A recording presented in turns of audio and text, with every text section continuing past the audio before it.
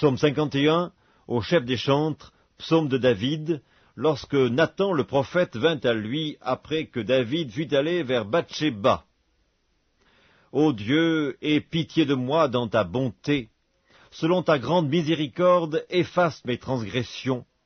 Lave-moi complètement de mon iniquité et purifie-moi de mon péché, car je reconnais mes transgressions et mon péché est constamment devant moi. J'ai péché contre toi seul et j'ai fait ce qui est mal à tes yeux, en sorte que tu seras juste dans ta sentence, sans reproche dans ton jugement. Voici, je suis né dans l'iniquité, et ma mère m'a conçu dans le péché, mais tu veux que la vérité soit au fond du cœur. Fais donc pénétrer la sagesse au-dedans de moi. Purifie-moi avec l'hysope et je serai pur, lave-moi et je serai plus blanc que la neige. Annonce-moi l'allégresse et la joie, et les eaux que tu as brisées se réjouiront.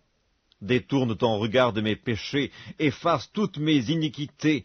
Ô Dieu, crée en moi un cœur pur, renouvelle en moi un esprit bien disposé, ne me rejette pas loin de ta face, ne me retire pas ton Esprit Saint, rends-moi la joie de ton salut, et qu'un esprit de bonne volonté me soutienne. J'enseignerai tes voies à ceux qui les transgressent, et les pécheurs reviendront à toi. Ô Dieu, Dieu de mon salut, délivre-moi du sang versé, et ma langue célébrera ta miséricorde. Seigneur, ouvre mes lèvres, et ma bouche publiera ta louange. Si tu eusses voulu des sacrifices, je t'en aurais offert, mais tu ne prends point plaisir aux holocaustes. Les sacrifices qui sont agréables à Dieu, c'est un esprit brisé. Ô Dieu, tu ne dédaignes pas un cœur brisé et contrit. Répands par ta grâce tes bienfaits sur Sion, bâtis les murs de Jérusalem. Alors tu agréeras des sacrifices de justice, des holocaustes et des victimes tout entières. Alors on offrira des taureaux sur ton autel. Psaume 52, au chef des chantres, cantique de David, à l'occasion du rapport que Doeg l'Édomite vint faire à Saül en lui disant « David s'est rendu dans la maison d'Achimélec. » Pourquoi te glorifies-tu de ta méchanceté, tyran? La bonté de Dieu subsiste toujours. Ta langue n'invente que malice, comme un rasoir affilé, fourbe que tu es. Tu aimes le mal plutôt que le bien, le mensonge plutôt que la droiture. Tu aimes toutes les paroles de destruction, langue trompeuse. Aussi Dieu t'abattra pour toujours, il te saisira et t'enlèvera de ta tente, il te déracinera de la terre des vivants. Les justes le verront et auront de la crainte, et ils feront de lui le sujet de leur moquerie. Voilà l'homme qui ne prenait point Dieu pour protecteur, mais qui se confiait en ses grandes richesses et qui triomphait dans sa malice. Et moi, je suis dans la maison de Dieu comme un olivier verdoyant. Je me confie dans la bonté de Dieu éternellement et à jamais. Je te louerai toujours parce que tu as agi, et je veux espérer en ton nom parce qu'il est favorable en présence de tes fidèles. Psaume 53, au chef des chantres, sur la flûte, cantique de David. L'insensé dit en son cœur, il n'y a point de Dieu. Ils se sont corrompus, ils ont commis des iniquités abominables, il n'en est aucun qui fasse le bien. Dieu, du haut des cieux, regarde les fils de l'homme pour voir s'il y a quelqu'un qui soit intelligent, qui cherche Dieu. Tous sont égarés, tous sont pervertis, il n'en est aucun qui fasse le bien, pas même un seul. Ceux qui commettent l'iniquité ont-ils perdu le sens? Ils dévorent mon peuple, ils le prennent pour nourriture, ils n'invoquent point Dieu. Alors ils trembleront d'épouvante, sans qu'il y ait sujet d'épouvante. Dieu dispersera les eaux de ceux qui campent contre toi, tu les confondras, car Dieu les a rejetés. Oh, qui fera partir de Sion la délivrance d'Israël? Quand Dieu ramènera les captifs de son peuple, Jacob sera dans l'allégresse, Israël se réjouira. Psaume 54, au chef des chantres, avec instruments à cordes, cantique de David, lorsque les Iphiens vinrent dire à Saül, « David n'est-il pas caché parmi nous? Ô Dieu, sauve-moi par ton nom, et rends-moi justice par ta puissance. Ô Dieu, écoute ma prière, prête l'oreille aux paroles de ma bouche, car des étrangers se sont levés contre moi, des hommes violents en veulent à ma vie. Ils ne portent pas leur pensée sur Dieu. Voici, Dieu est mon secours, le Seigneur est le soutien de mon âme. Le mal retombera sur mes adversaires, anéantis-les dans ta fidélité. Je t'offrirai de bon cœur des sacrifices, je louerai ton nom, ô Éternel, car il est favorable, car il me délivre de toute détresse, et mes yeux se réjouissent à la vue de mes ennemis.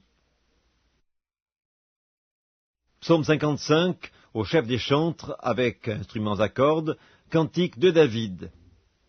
Ô Dieu, prête l'oreille à ma prière, et ne te dérobe pas à mes supplications. Écoute-moi et réponds-moi. J'erre çà et là dans mon chagrin et je m'agite, à cause de la voix de l'ennemi et de l'oppression du méchant. Car ils font tomber sur moi le malheur, et me poursuivent avec colère.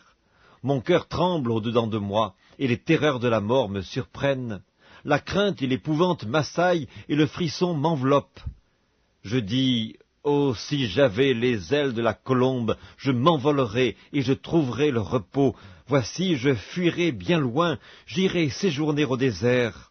Je m'échapperai en toute hâte, plus rapide que le vent impétueux, que la tempête. Réduis à néant, Seigneur, divise leur langue, car je vois dans la ville la violence et les querelles. Elles en font jour et nuit le tour sur les murs. L'iniquité et la malice sont dans son sein. La méchanceté est au milieu d'elle, et la fraude et la tromperie ne quittent point ses places. Ce n'est pas un ennemi qui m'outrage, je le supporterai. Ce n'est pas mon adversaire qui s'élève contre moi, je me cacherai devant lui. C'est toi que j'estimais mon égal, toi mon confident et mon ami. Ensemble nous vivions dans une douce intimité, nous allions avec la foule à la maison de Dieu. Que la mort les surprenne, qu'ils descendent vivants au séjour des morts, car la méchanceté est dans leur demeure, au milieu d'eux.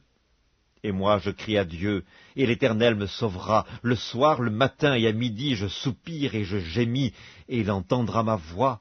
Il me délivrera de leur approche et me rendra la paix, car ils sont nombreux contre moi. Dieu entendra et les humiliera. Lui qui, de toute éternité, est assis sur son trône, car il n'y a point en eux de changement, et ils ne craignent point Dieu. Il porte la main sur ceux qui étaient en paix avec lui, il viole son alliance, sa bouche est plus douce que la crème, mais la guerre est dans son cœur. Ses paroles sont plus onctueuses que l'huile, mais ce sont des épées nues.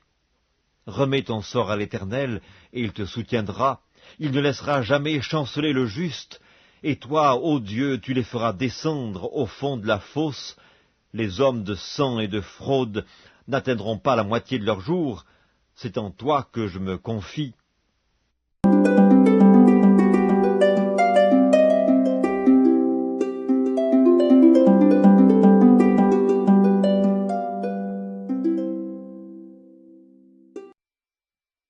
Évangile selon Jean, chapitre 5. Après cela, il y eut une fête des Juifs, et Jésus monta à Jérusalem.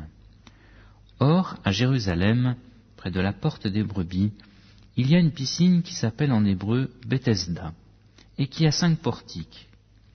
Sous ces portiques était couchée une multitude de malades, d'aveugles, de boiteux, d'estropiés, de paralytiques, qui attendaient le mouvement de l'eau. Car un ange descendait périodiquement dans la piscine et agitait l'eau, et celui qui descendait le premier, après que l'eau ait été agitée, était guéri, quelle qu'ait été sa maladie.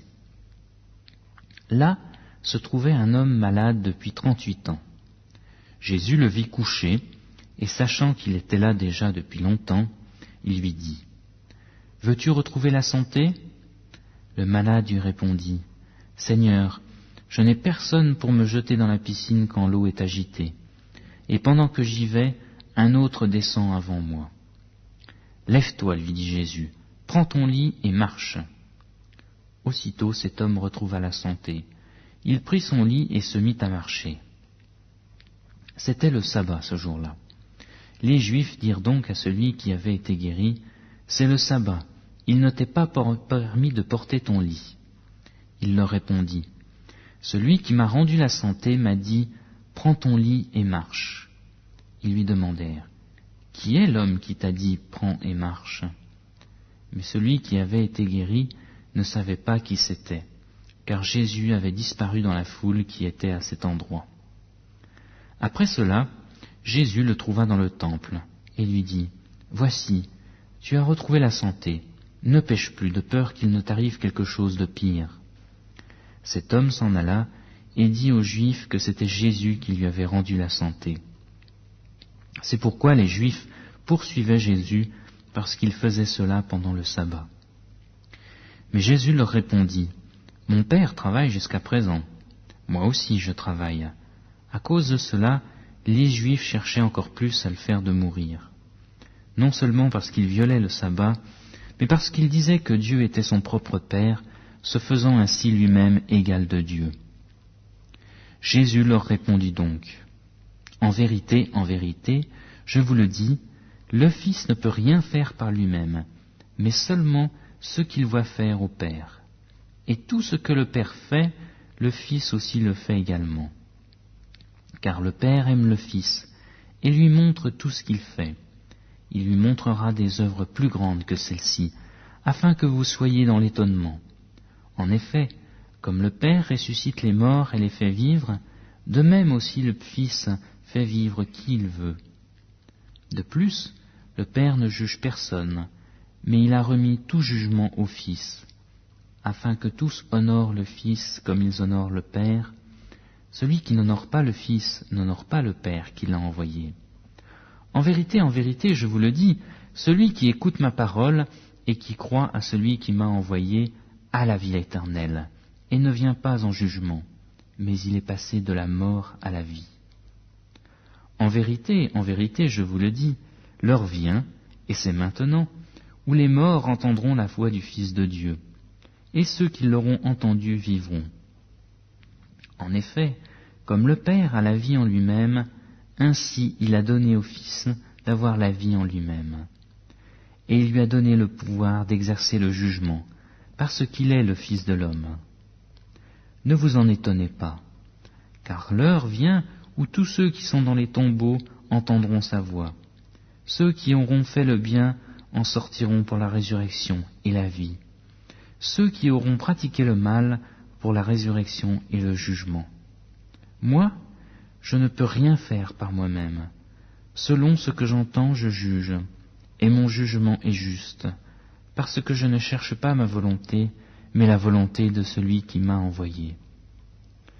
Si c'est moi qui rends témoignage de moi-même, mon témoignage n'est pas vrai. C'est un autre qui rend témoignage de moi, et je sais que le témoignage qu'il rend de moi est vrai.